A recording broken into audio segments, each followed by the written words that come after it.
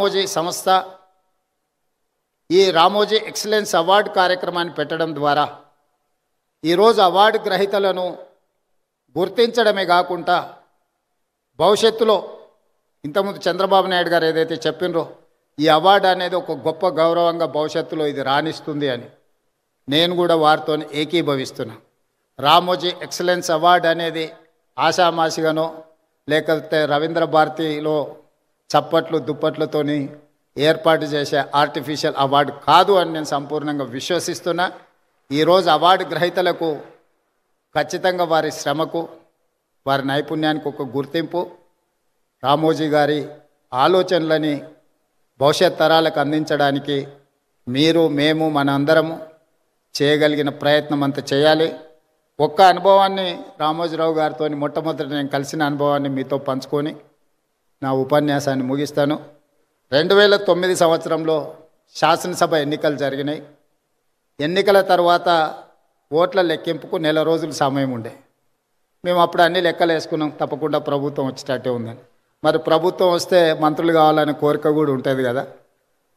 ఈరోజు ఆంధ్రప్రదేశ్లో వాళ్ళు చాలామంది మంత్రులు ఉన్నారు. ఒక 4 మిత్రులను కలిసి రామోజీరావు గారి సమయం తీసుకున్నాం. సార్ మిమ్మల్ని కలవాలనుకుంటున్నాం మేము అని. రాండి అన్నాడు. 4 కలిసి రామోజీరావు గారి దగ్గరకు వచ్చినాం. మా నడక మా చూపులను బట్టి ఆయనకు అర్థమైంది వీళ్ళేదో మంత్రి పదవులకు పైరవి కోసమే వచ్చినట్టున్నారని.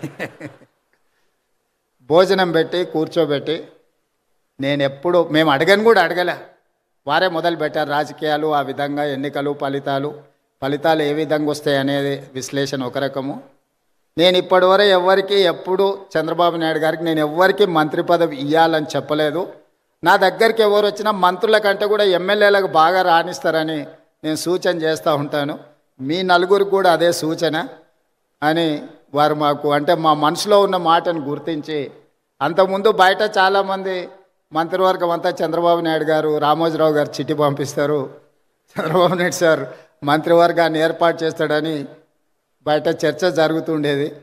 సరే రామోజీరావు గారు మా 4 ఎవరికో ఒక్కరికైనా తప్పకుండా చెప్తాడు అనుకొని మేము వచ్చినాము.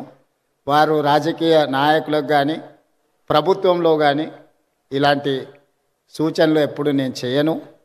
మీరు కష్టపడి పని చేయండి, మీరు మంచి చేస్తే తప్పకుండా నా పత్రికలో స్థానం ఉంటుంది, మీరు చెడు చేస్తే మాత్రం మొదటి పేజీలో స్థానం ఉంటుంది, మీరు ఏది కావాలనో కోరుకోండి అని చెప్పి మంచి భోజనం పెట్టి, రామోజీరావు గారు మంచి హోస్ట్.